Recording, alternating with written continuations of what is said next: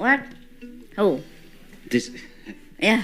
I have seen and talked with many disciples in Dallas. Yes. And also there's some cousins living there. Yeah. They all would like you to stop by Dallas before you go to the next destination. I know that. The next operation.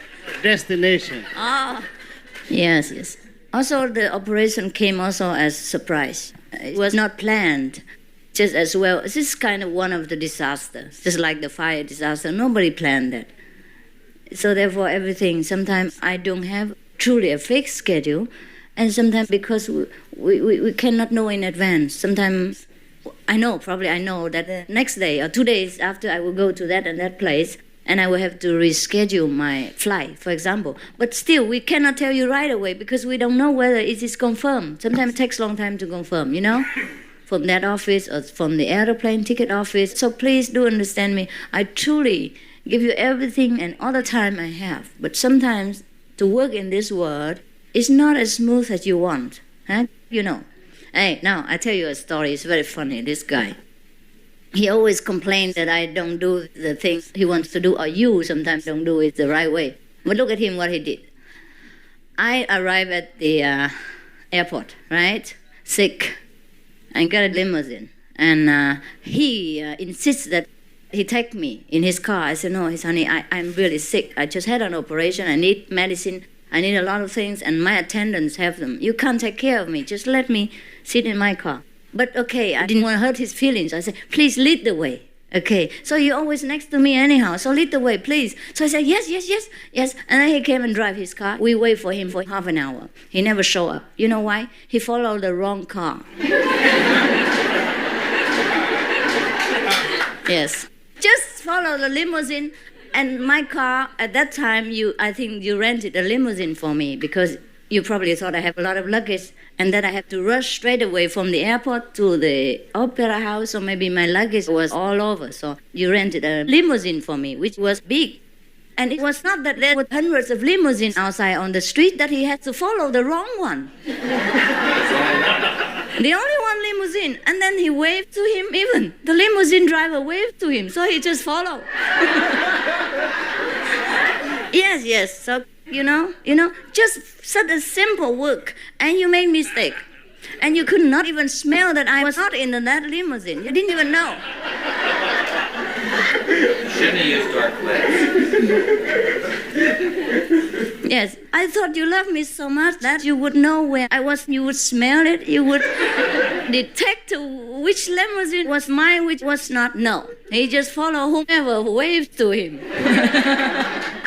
And then he dropped me at the airport with nowhere to go to, no one to turn to, and sick and all that. Yes, and he said he looked after me. Oh, you see that? So we waited for half an hour and we couldn't wait anymore. And he made people feel guilty even. Therefore, I could not wait for him. So we have to wait for him. He's very sensitive. You can't just leave him like that. I will wait for half an hour. So later on, the driver said, we'll be late if we don't go now. So I said, okay. Let's see what we can do. We'll phone the guy or something. And then the guy didn't have the telephone number. I said, my God, what kind of organization you have? You should have walkie-talkies. You should have phones. You should be able to contact each other. That's the way we have to work within cars. We have many cars and that. Nothing done. Okay, fine. And then so I have to let the other car stay there and wait for him.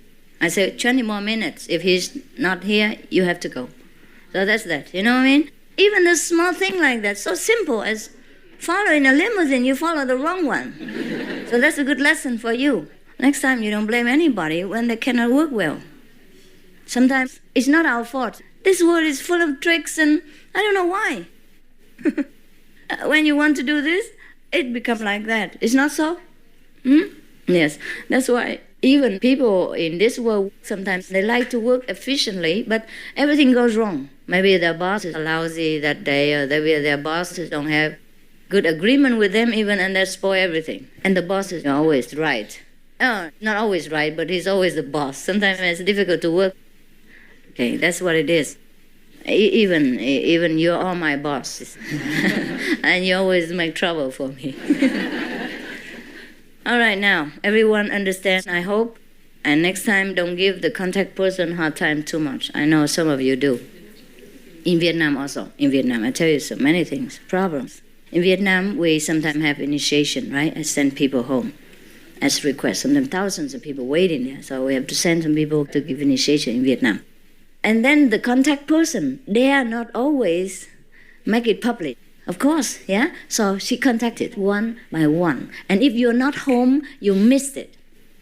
And after that missed person learned that the initiation was over and the representative had gone elsewhere, oh, she cursed that contact person. How much money did you get from master that you keep everything secret from me? Do you want some money or what? Do I have to give you some money for you to contact me so I can have initiation? You know how many months I have waited now and all this. Why don't you let me know and all that?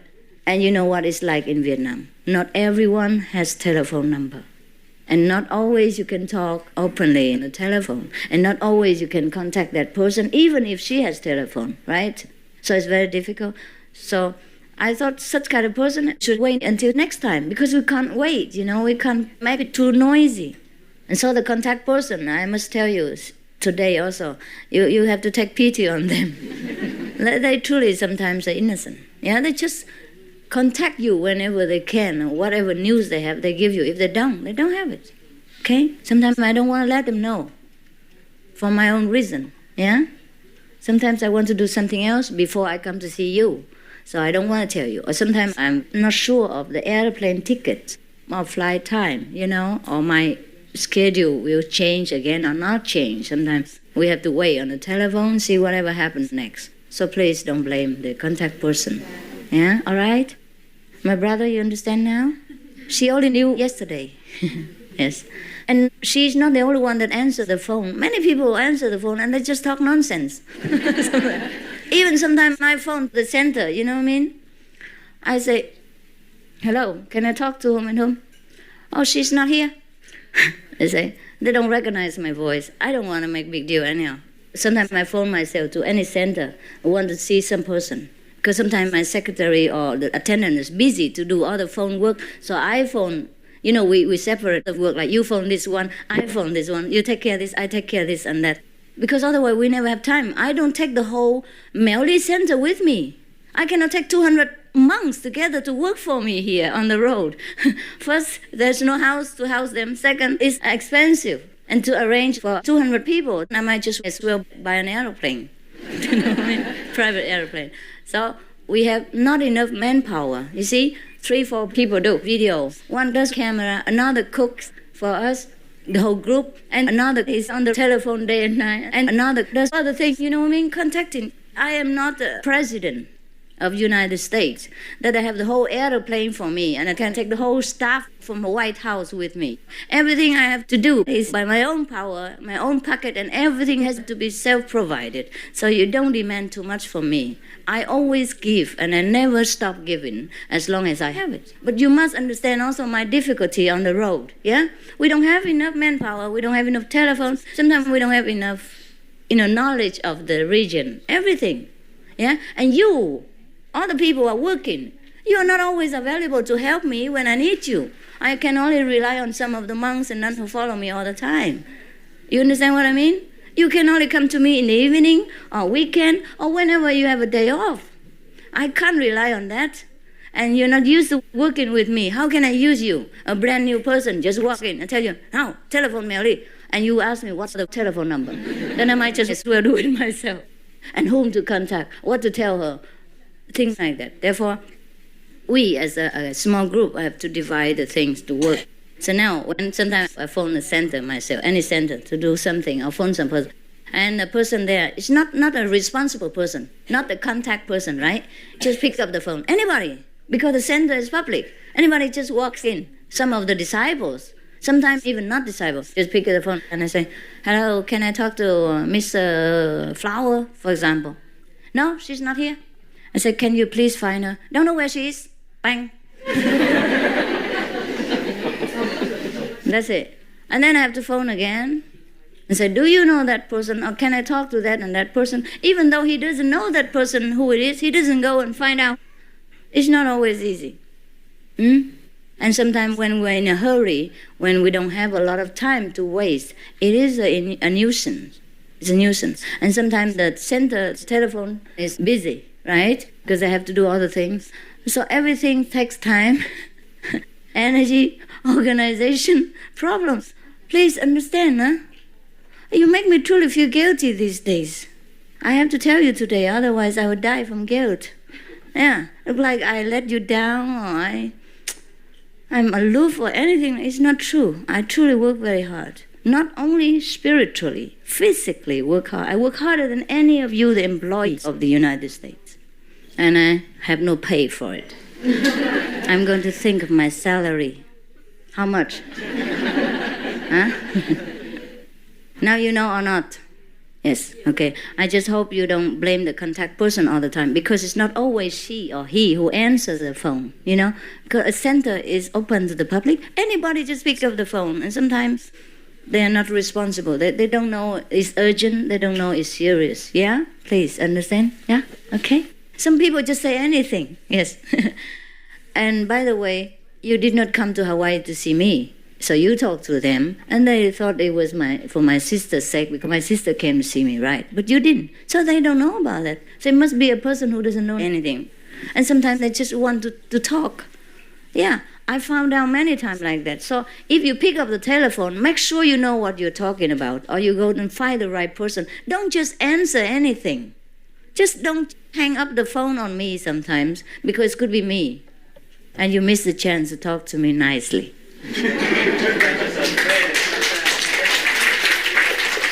Right, they do sometimes.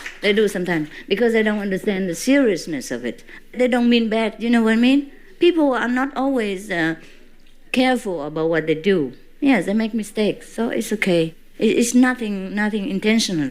Some people, sometimes children, you know, sometimes young people, they're just not responsible. They don't think there's anything serious about that. Yes. So it's not entirely my fault.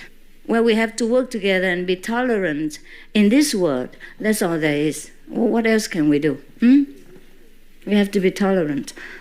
Any other questions? If you ask another question, I will anyway, talk at the end, we met you here. So. Okay. I'm very sorry. I'll take you to my house later and make up for it, all right? Thank you. I'll stay with you until midnight or after midnight. Is that enough? Thank you. Okay, fine. After I finish all this, yeah, we can talk together. I'm very sorry. Misunderstanding is bound to happen for all of you. So please, next time think twice, yeah? When something happens, please remember what I tell you today, that everything could go wrong, even with me, right? With me, with my schedule. Because I cannot always say no to people. That's the problem. I could say no. I have all the excuse in the world. I'm sick, I'm tired, I have already booked the flight ticket. But even then I changed, just to benefit the thousands of veterans who had suffered for freedom and righteousness.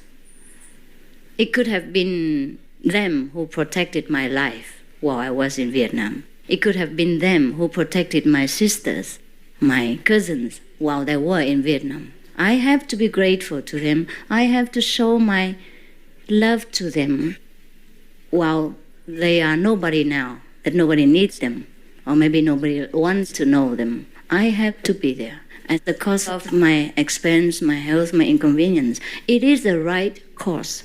I don't mind to sacrifice when it's right. That's all. But nothing for personal gain, or nothing for personal affection, or personal, kind of relationship. But when it comes to the benefit of other people, I sacrifice everything. So sometimes you have to also sacrifice with me. That's when you suffer. You know what I mean? For example, I could have come to you on the 7th. On the 7th, I promised to come, and all the flights were booked. Yeah? And we had to change because of the fire victims. And then we had to change again for the veterans. Even then, so I have overlooked my own problems. So you too also, please, sometimes have to overlook your own emotion and demand, yeah? Because of a greater meaning, greater cause, yeah? So that's how we learn with each other. I don't just tell you what to do. I do what I teach you. Okay, now you know? Yes. I have all the excuses to refuse the veterans. Huh? Yes. I just had an operation yesterday. I couldn't even walk. And I attend the meeting. For whom? For whom? And I even offer $200,000. Is that a gain for me? In my health, in my finance, in my anything? No, nothing. Understand? Yes. Really, if I wanted fame for that, I could have gone to Washington, D.C., where 11,000 people congregated, and give $200,000, then I'd be famous. But in L.A., it's only about 1,000 or 2,000 people. It's a small number. Nobody even noticed. I just slipped the check to the... I signed the promise to... Not the master of the ceremony, just one of the persons, and told him, there's no purpose there, no motive, just to give comfort to the people. Huh? So that's why you had to see me later than I promised. Okay? Now you understand, huh? Yes, yes.